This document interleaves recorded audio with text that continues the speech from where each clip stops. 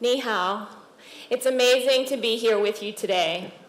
I've learned that most of you in the room are nonprofit leaders, which means I'm among friends and like-minded people.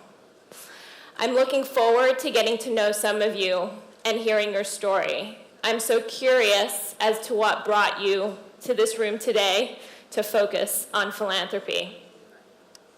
It's been 16 years since I've been in China. It's a completely different China than I knew as a kid.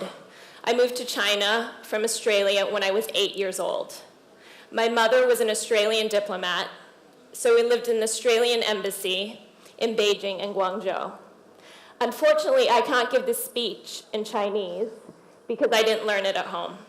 My mother spoke Cantonese, and my father spoke Hakka, so they could only communicate in English. And it's with deep regret that I didn't pay attention in Chinese class. But now I have a good excuse to come back to China to learn my native language. The Catchafire story actually begins in China. It was December 1990 when I moved from Canberra, Australia, in the middle of the summer to the dead winter in Beijing, China. This was pretty soon after the Tiananmen Square protests. It was the first time I'd seen snow, and it was the first time I'd certainly seen that many people. I volunteered quite a bit through my school, the International School of Beijing.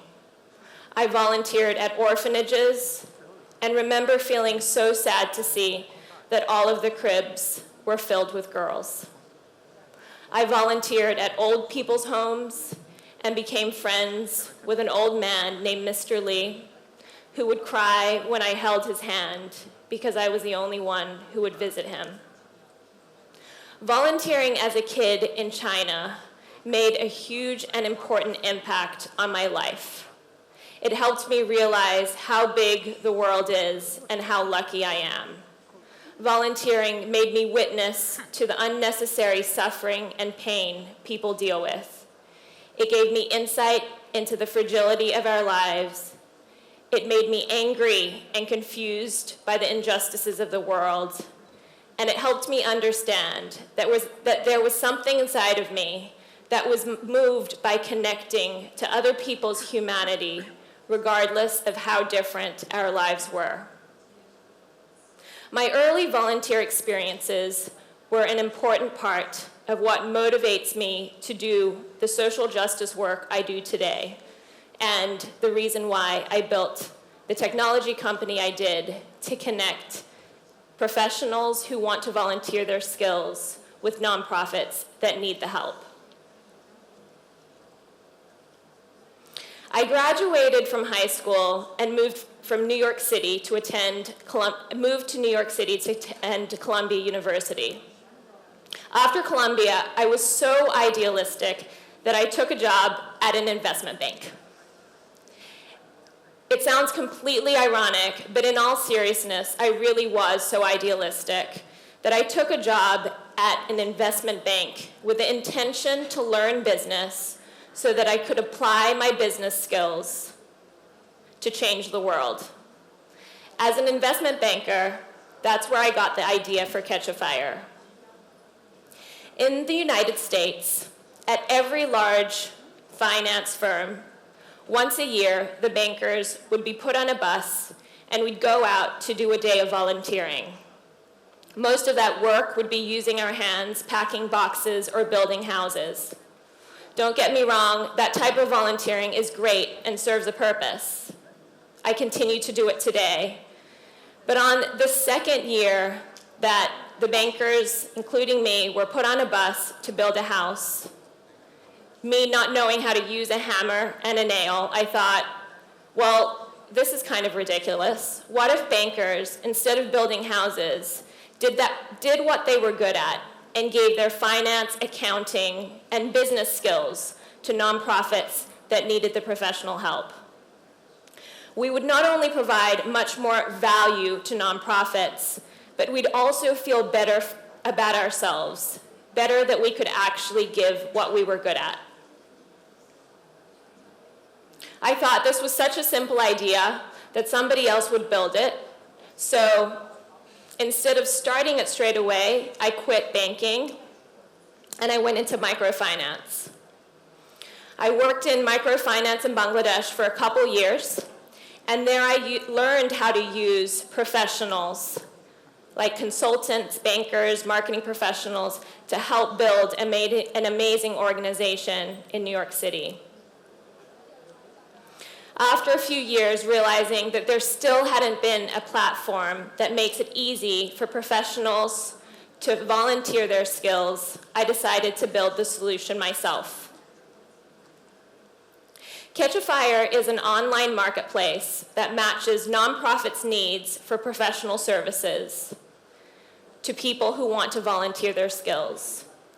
Over the past 5 years, we've served thousands of nonprofits, and our site reaches 10 million professionals through our partnership with LinkedIn. We partner with foundations and companies to reach more nonprofits and their employees who want to volunteer their skills. I'll share with you a typical Catchafire match. This lovely lady is a young woman named Geraldine Rodriguez. She's a Forbes Under 30 star who started a nonprofit in New York City called The Knowledge House. The Knowledge House provides low-income youth with web literacy training, tech entrepreneurship training to help them develop the skills they need to get a job in the technology sector. Geraldine herself was a low-income kid from the exact same neighborhood that she serves today in the South Bronx. Through Catchafire, in a few months, Geraldine has made 6 matches with a variety of business professionals. These professionals have helped her raise money, create a database, build a new website, develop marketing materials, and so on. One of her professionals we matched her with is a woman named Allegra, who works at JP Chase.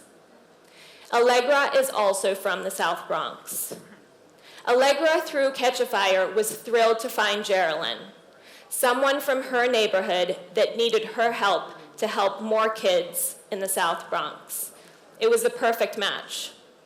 Allegra helped Geraldine pitch the Knowledge House to JP Chase to raise funds and connected her with their foundation. Best of all, many of the volunteers that were connected through Catchafire to Geraldine continue to be supporters, donors, and even board members of the Knowledge House. The problem that Catchafire solves is large. There are about 2 million nonprofits in the US alone, 3 million in India, and from what I've read, about 500,000 and growing in China. And in the US, 75% of nonprofits operate under less than $500,000 in annual operating budget, which means they simply do not have the funds to afford basic things like help in marketing, finance, or operations. On the other side, there is a massive demand from professionals for opportunities to give back their time and skills.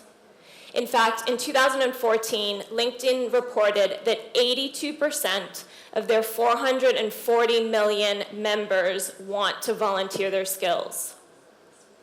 What's interesting about this problem that might seem counterintuitive to you is that there are more people looking to help than there are projects readily available for people to help on.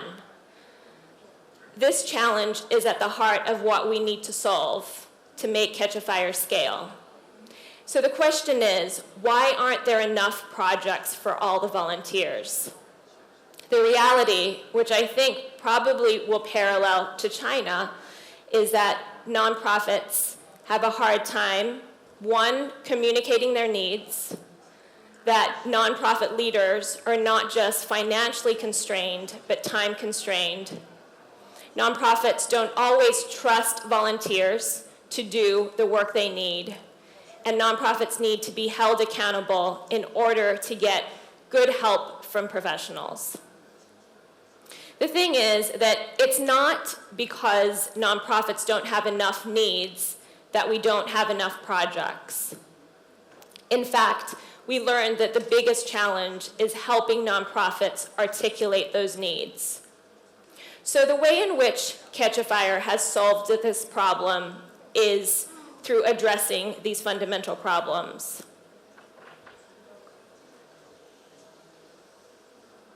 Let me actually show you how the site works. As a nonprofit, you would log into Catchafire, and you would land here at what we call the project menu. The project menu is at the heart of Catchafire's innovation. We've taken common nonprofit needs, and we've pre-scoped those needs into what we call project templates, so that it becomes very easy for a nonprofit to identify what they need and post that for a professional. What you can see here are the major categories that a nonprofit might need help in, such as fundraising, marketing communications, web platforms, operations, and people or human resources. So they would click into one of these categories, let's say marketing and communications, and they would get to a menu of dozens of projects that are pre-scoped that then allow a nonprofit to easily list the project. If we click through, say, to annual report writing, we would get to a pre-scoped template that explains what is an annual report, what can you expect in terms of the deliverables, and then we would take the nonprofit through a series of steps to make this project their own.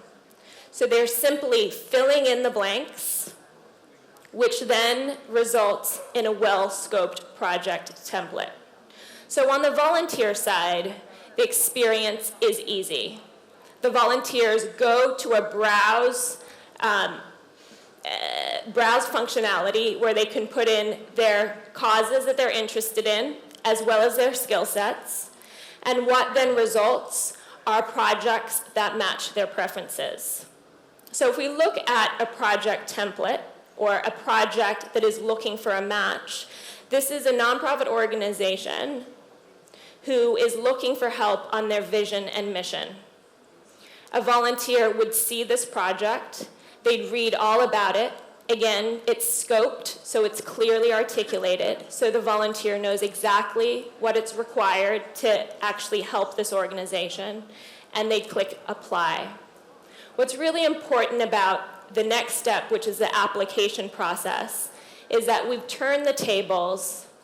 Typically, volunteerism is such that a volunteer is assigned to the nonprofit organization. In this case, the volunteer has to apply and the nonprofit has choice, similar to job matching. So say I'd like to apply to this project. I'd click apply now, and I'd get to an application, a simple application, 3 steps, where 1, I'd link my LinkedIn profile, so it would grab my resume data. I'd fill in a few questions, and I'd send that application to the nonprofit. Now the nonprofit, here's an example of a nonprofit receiving applications, would be able to see multiple applications from volunteers, review those applications the same way that you would review job applications, click through, say, to Slava. We'd read his application, read all about him, and make a decision about whether or not we'd want to move forward and interview him. So in this case, say we want to move forward with Slava, we'd click through, set up an interview on the site. The site would connect both people, meaning you'd put in your phone numbers, and the site would call both people at the same time. It's also time zone sensitive, so we can match a nonprofit in China to, say, a web developer in the Silicon Valley. They'd get on a phone call, and if both people liked each other, the match would be made. Importantly, at the end of every project, we would also require a rating and review. This holds both parties accountable. Nonprofits can leave testimonials for their volunteers, and volunteers can leave testimonials for their nonprofits. This is an example of the ratings and reviews that are left for a nonprofit from their volunteers. I'm curious as to whether the process we've designed for the United States resonates with the Chinese context. We hope to bring Catchafire to China in the near future to connect its gigantic workforce to social mission leaders like you. I've showed you how our technology can bring critical pro bono services to your organizations, but more importantly, at Catchafire, we're interested in connecting people who have the potential to make a difference in many people's lives to people like you who are actually dedicating your lives to make a difference. My understanding of the collective goal of the inaugural Sing Conference is to be a spark to ignite a new era of philanthropy in China. I'm here talking to people like you who do not need to be convinced that dedicating one's life to making a positive difference is the most worthy endeavor. The folks we need to convince are the many newly minted millionaires in China who have the potential to make a massive difference in closing the inequity gap, educating our children, protecting our environment, and so on.